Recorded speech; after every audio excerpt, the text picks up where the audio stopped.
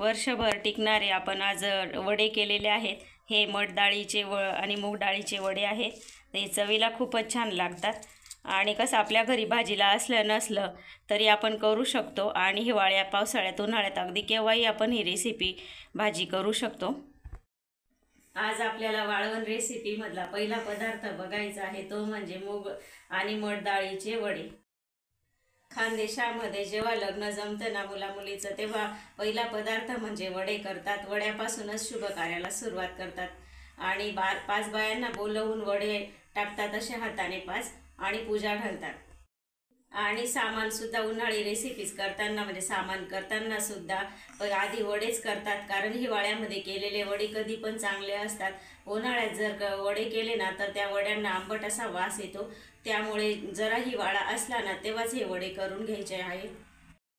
तर मी इथे आज तुम्हाला 1 किलो डाळीच्या प्रमाणामध्ये वडे दाखवणार आहे। खानदेशामध्ये वेगवेगळ्या भागांमध्ये वेगवेगळे म्हणजे डाळींचं प्रमाण घेतलं जातं आणि डाळी सुद्धा वेगवेगळ्या घेतल्या जातात। कोणी हरभऱ्याच्या डाळीचं पण करतात, म्हणजे त्याच्यामध्ये मिक्स करतात हरभऱ्याची डाळ। मी फक्त 2च डाळींचा इथे वापर केलेला आहे। 1 किलो डाळीसाठी आपण किती मसाला घ्यायचा ते सुद्धा अगदी व्यवस्थित असं प्रमाण मी इथे तुम्हाला सांगणार आहे। वड्यांसाठी आपण जी मिरची पावडर वापरतो तर ती मिरची पावडर सुद्धा अशी एकदम लाल रंगाची असली ना तर आपल्या वड्यांना सुद्धा छान असा रंग येतो लाल। मला मसालेदार आणि झणझणीत वडे आवडतात, त्याच्यासाठी मी इथे जे प्रमाण घेणार आहे ते माझ्यासाठी अगदी व्यवस्थित आहे। तुम्हाला जर याच्यापेक्षा म्हणजे कमी तिखट आवडत असतील वडे तर मिरची पावडर, ओवा आणि जिरं याचं प्रमाण तुम्ही 5 किंवा 7 ग्रॅम कमी करू शकतात। वडे करण्यासाठी मी इथे 2 डाळींचा वापर केलेला आहे। मुगाची डाळ आहे ही, आणि ही मटकीची डाळ आहे। ही मटकीची डाळ मी 250 ग्रॅम घेतलेली आहे आणि मुगाची डाळ 750 ग्रॅम इथे मी घेतलेली आहे।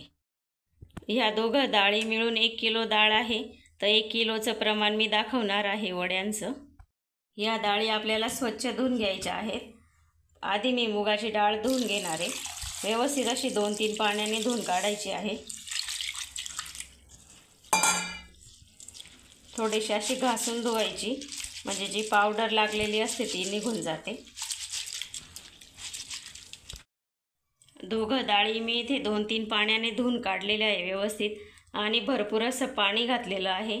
फुगोने वरती येतात डाळी, तर त्याच्यासाठी आपल्याला भरपूर असं पाणी घालायचं आहे आणि भांडंसुद्धा आपल्याला मोठंच वापरायचं आहे। वडे आपल्याला सकाळी करायचे आहेत, त्यासाठी रात्रीच डाळी भिजवत टाकायच्या आहे आपल्याला। कमीत कमी 7 ते 8 तास या डाळी भिजल्या गेल्या पाहिजे। रात्रभर डाळी छान भिजून गेलेल्या आहेत आणि बघा किती फुगून आलेली आहे डाळ। मुगाची डाळ आहे ही, आणि इकडे मटकीची डाळ आहे। यांना आता दोघं डाळींना स्वच्छ असं 2 पाण्याने धुवून घ्यायचं आणि धुताना थोडंसं असं चोळून धुवायचं डाळींना। दोघं डाळी मी ते स्वच्छ धुवून घेतलेल्या आहेत, थोड्या चोळून धुतल्या, एकदम स्वच्छ अशा झालेल्या आहे। आता ह्या उपसून काढायच्या आपल्याला। डाळ उपसण्यासाठी मी ही गाळणी घेतलेली आहे आणि खाली डाळ गळू नये म्हणून रुमाल टाकलेला आहे तिच्यावर। खाली कटोरं ठेवलेलं आहे पाणी गळेल म्हणून। आता याच्यावर आपल्याला ही डाळ, मुगाची डाळ इथं उपसून काढायची आहे।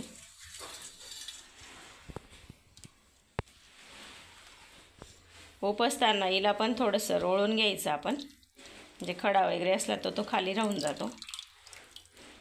तसं दुकानाची डाळ एकदम स्वच्छच असते, तिच्यामध्ये काही घाण खडे वगैरे राहत नाही, तरीसुद्धा आपण व्यवस्थित उपसून काढायची।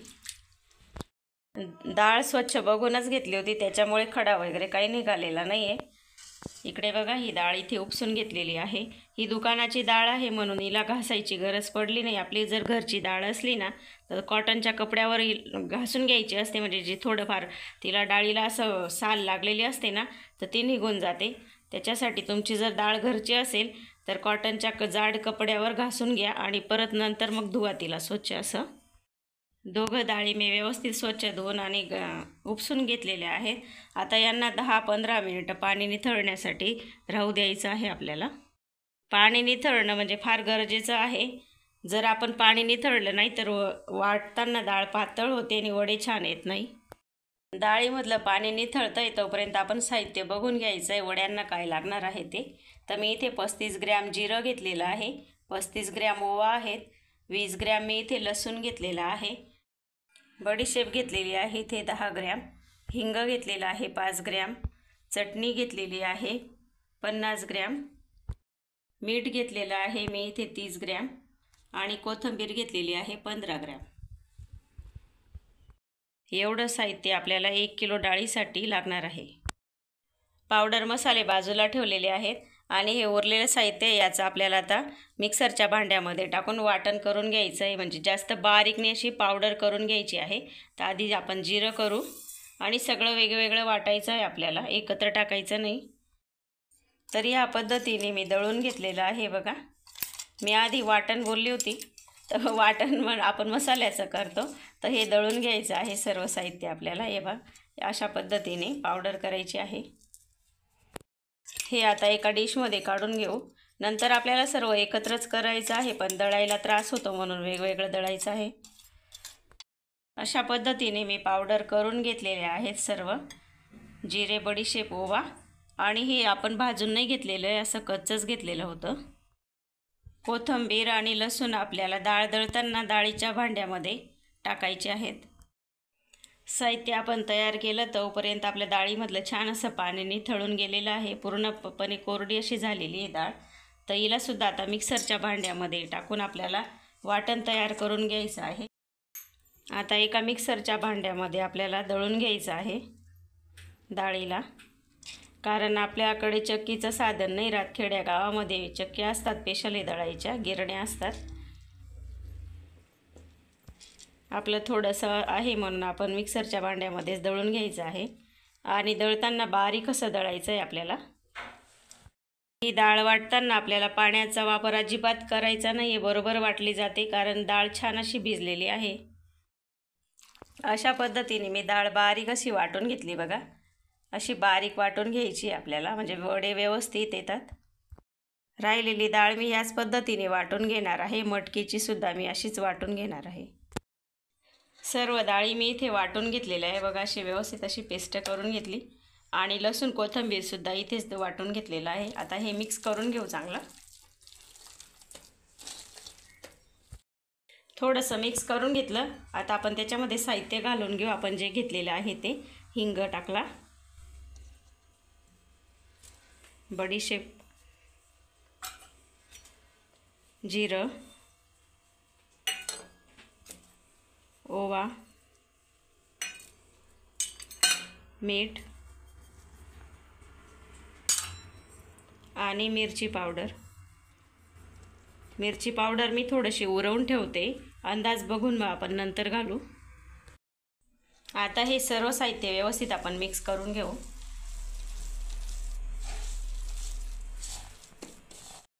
हातानेच मिक्स करायचं, म्हणजे व्यवस्थित असं मिक्स होतं सर्व साहित्य व्यवस्थित असं मिक्स झालेलं आहे आणि अतिशय भारी अशी चव आलेली आहे पिठाला.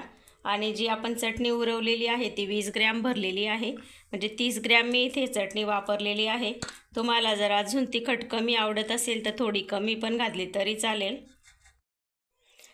तर मी आता थोडंसं पीठ याच्यामधून काढून घेणार आहे, कारण आम्हाला खायलाच आवडतं हे पीठ असं. हे पीठ तुम्ही कच्चंसुद्धा खाऊ शकतात तेल टाकून पोळी भाकरीसोबत, किंवा याच्या तव्यावर अशा पोळ्यासुद्धा करू शकतात. ह्या पिठाच्या आता आपण टेरेसवर जाऊन वडे झारून घ्यायचे आहे. आता टेरेसवरती आलेली आहे मी आणि खाट टाकलेली आहे खाली आणि वरती अशी पॉलिथिन टाकलेली आहे. आणि बघा अशा प्रकारचं एक चाळण असते वडे झारायची, आमच्याकडे भेटते. तर तुमच्याकडे कशी भेटते ते त्याच्याने करायचं आहे. आता ह्या चाळणमध्ये एक गोळा घेतला पिठाचा आणि अशा प्रकारे झारून घ्यायचं आहे.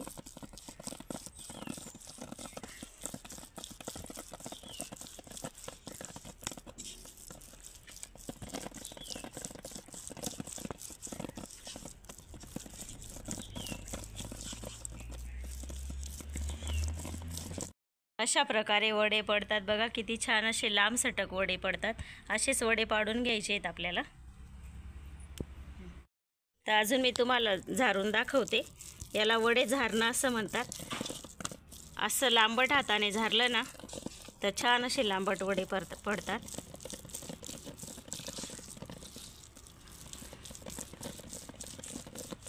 जास्त एकावर एक असं टाकायचं नाही, असं व्यवस्थित टाकायचं.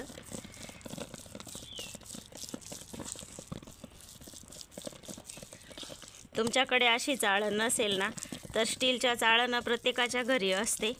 आपण काही पण वाफवतो त्याच्यामध्ये, तर ती चाळणने पण चाळले ना तरीसुद्धा छानच येतात.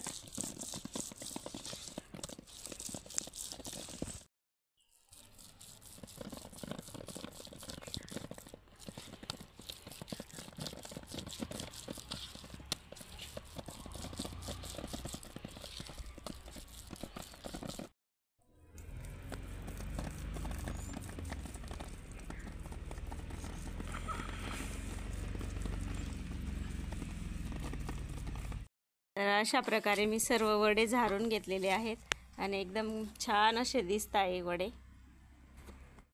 आता हे वडे आपल्याला 2 दिवस छान असं कडक उन्हामध्ये वाळवून घ्यायचे आहेत. 2 दिवस छान असे वडे मी इथे वाळवून घेतलेले आहेत आणि अतिशय असे कुरकुरीत असे आपले वडे तयार झालेले आहेत. खूपच छान चवीला सुद्धा आलेले आहेत. तर घेतलेलं प्रमाण अगदी आपलं व्यवस्थित आहे. तुम्हाला ही माझी वाळवणाची रेसिपी आवडली असेल तर रेसिपीला लाईक करा, शेअर करा, सबस्क्राईब करायला विसरू नका. धन्यवाद.